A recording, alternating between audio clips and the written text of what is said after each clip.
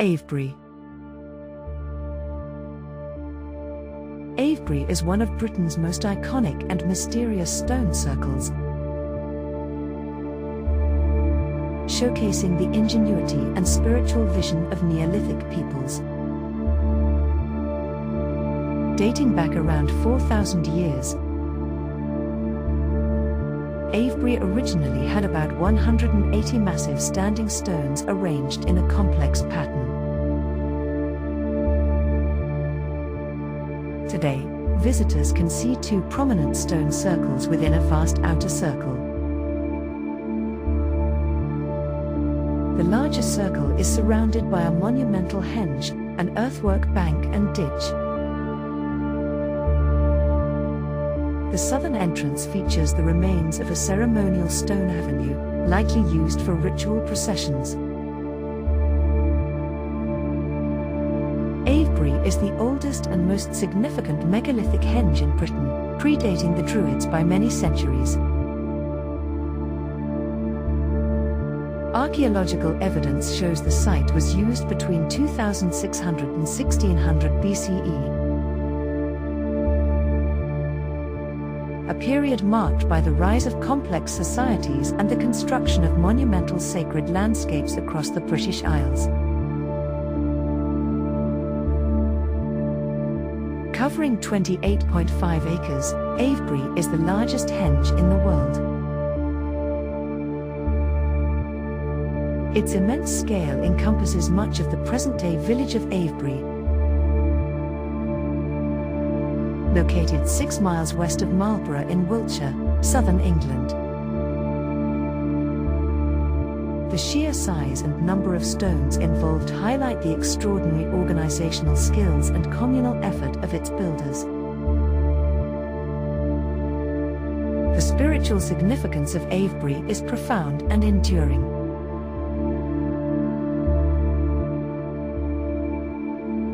Many believe the site was originally dedicated to Neolithic goddess worship, serving as a focal point for seasonal rites, fertility ceremonies, and the veneration of the Earth's cycles. Today, Avebury continues to be revered as a center of earth and psychic power, attracting witches, pagans, and spiritual seekers from around the world. Despite centuries of study, the original purpose of Avebury's stones remains a mystery.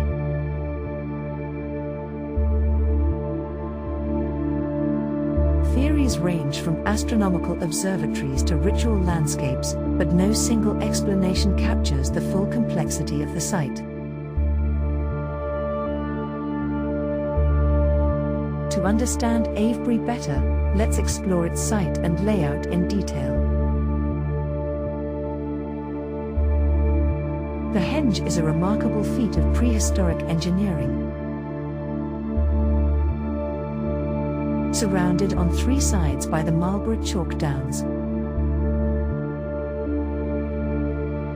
it consists of a massive bank, rising 15 feet high and stretching 1,200 feet in diameter, encircling a deep outer ditch.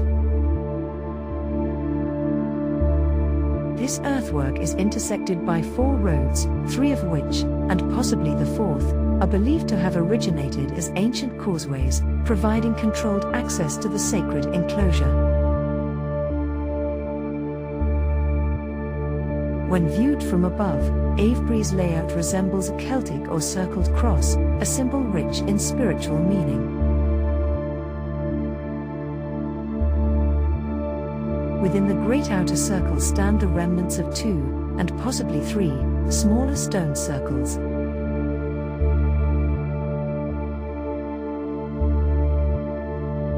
The outer Great Stone Circle once had around 100 upright sarsen stones, immense blocks of hard sandstone native to the region. Today, only 27 of these stones remain. The surviving stones are monumental, with the largest weighing up to 60 tons and standing approximately 25 feet tall.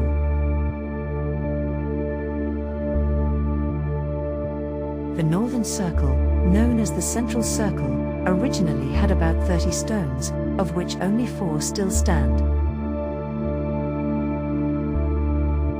At its heart were 3 stones arranged in a ring, referred to as the cove or devil's den. Only 2 of these stones survive today.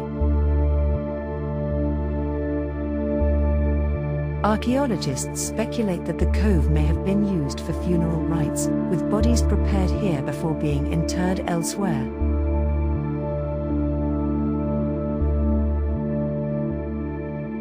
Between the main circle and the south circle stands a solitary stone with a natural hole, now known as Stukely's ring stone.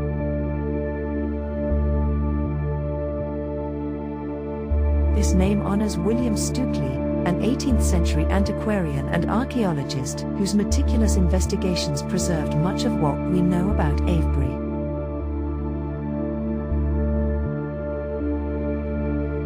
The south circle itself is marked by 2 imposing stones at its entrance. Originally, this circle contained about 32 stones, of which 5 remain. Some researchers propose that the South Circle was the site of fertility rituals, possibly involving the symbolic use of human bones. At the center of the South Circle once stood a massive stone known as the obelisk, surrounded by smaller stones called Z stones. The obelisk is thought to have been the focus of an ancestor cult, as human remains were discovered at its base during excavations. Nearby, tall standing stones and smaller stones arranged in triangular or diamond shapes may have represented male and female forms, reinforcing the site's association with fertility and the cycles of life and death. One of Avebury's most striking features is the West Kennet Avenue, a double row of standing stones that extends from the South Circle toward the Kennet Valley. Originally, this avenue consisted of about 200 stones set in pairs, forming a ceremonial pathway that linked the Great Stone Circle to another sacred site known as the Sanctuary, located a mile away on Overton Hill. In 1934, archaeologist Alexander Keeler excavated the avenue and discovered burials at the bases of 4 of the large stones, suggesting that the avenue may have played a role in funerary or ancestral rites. Keeler also found evidence that the avenue was later crossed by Iron Age and Roman field boundaries, indicating the site's continued significance over millennia. The sanctuary, at the end of West Kennet Avenue, is believed to have been constructed on the site of earlier wooden rings,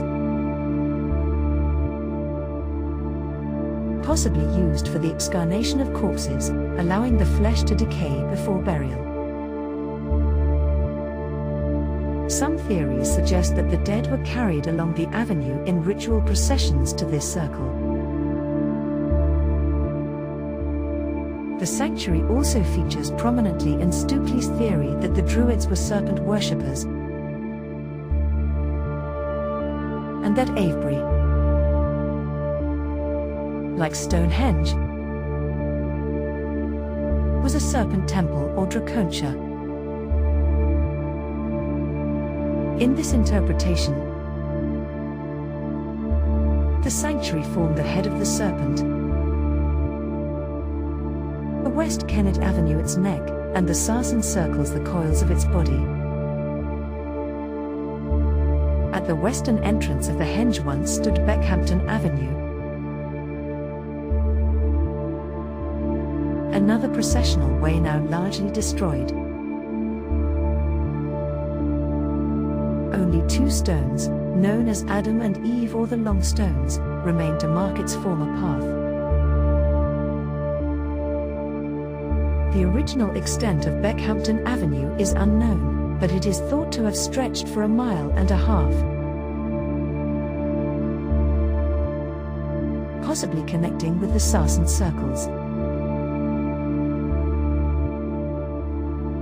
Sir Norman Lockyer, a 20th century astronomer, proposed that the Beckhampton Avenue and the Cove were aligned with the sunrise during May festivals, while the West Kennet Avenue may have been used to observe the rising of the star Alpha Centauri in November, hinting at the site's possible astronomical functions.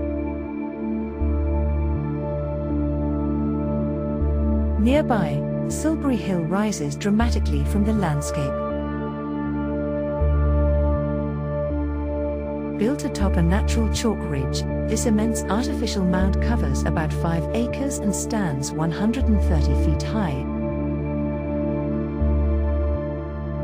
making it the largest man-made mound in Europe. Although its precise purpose and relationship to Avebury remain uncertain, radiocarbon dating places its construction around 2600 BCE. Contemporaneous with the earliest phases of Avebury. Other significant monuments in the area include West Kennet Long Barrow, a 350-foot long burial mound with a central passage and 5 chambers, built around 2700 BCE, and Windmill Hill, an earthwork 1.5 miles northwest of Avebury, constructed around 2500 BCE. Animal bones found at Windmill Hill suggest it may have served as a cattle market, trading post, and ritual site. The antiquarian John Aubrey visited Avebury in 1648 and recorded that the stones were either standing in their original positions or had fallen nearby. Soon after, the Puritans began systematically destroying the Sarsens, breaking them with hammers or burning them to clear land for agriculture. Many stones were repurposed in local buildings, and fragments can still be seen in the village manor house, church, and homes.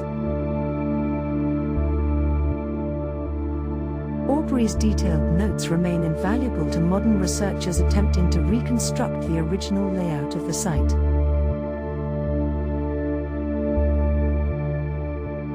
Despite extensive excavations at Avebury and its surrounding monuments, archaeologists have yet to determine a definitive origin, purpose, or interrelationship among the stones. Numerous theories have been proposed. Some suggest that the entire complex functioned as a single religious, magical, or psychic center, while others argue that specific groups of stones were dedicated to fertility, religious, or burial rites, or even to astronomical observations. The lack of written records from the Neolithic period means that much of Avebury's story remains open to interpretation and speculation. The most widely accepted theory attributes the construction of Avebury to the prehistoric Beaker people, named for their distinctive pottery. Over a period of 5 centuries, archaeological finds of Beaker pottery and evidence of timber structures suggest that Avebury may once have been a thriving settlement, with huts clustered around the sacred stones. The name Avebury itself hints at the site's funerary associations, as it was referred to as a burial place in a 10th century charter of King Athelstan. Some researchers propose that Avebury was designed for seasonal festivals, with the stones arranged to facilitate ritual processions and communal gatherings. Observers have noted the presence of both male and female symbolism in the shapes of the pillars and the arrangement of diamond-shaped stones. Silbury Hill, with its rounded, pregnant form, may represent the Earth Mother or a fertility goddess, while the so-called Devil's Chair, a massive stone measuring 14 feet wide by 13 feet high with a natural ledge, features in local folklore as a place where village girls would sit on Beltane, May Eve, to make wishes for the coming year. Avebury Avebury stones are widely believed to act as collectors and repositories of earth and psychic energy, a property that may have been recognized by the site's original builders. Modern dowsers and spiritual practitioners continue to report powerful sensations and experiences at Avebury, reinforcing its reputation as a place of mystical significance. The surrounding landscape has also become a focal point for the appearance of crop circles, further adding to the site's aura of mystery and wonder. In summary, Avebury remains a place of profound historical, spiritual, and cultural importance. Its vast scale, intricate layout, and enduring mysteries invite us to reflect on the beliefs, aspirations, and achievements of our distant ancestors. Whether viewed as a center of ancient worship, a monumental calendar, or a living landscape of power, Avebury continues to inspire awe and curiosity, standing as a bridge between the past and the present, the material and the mystical.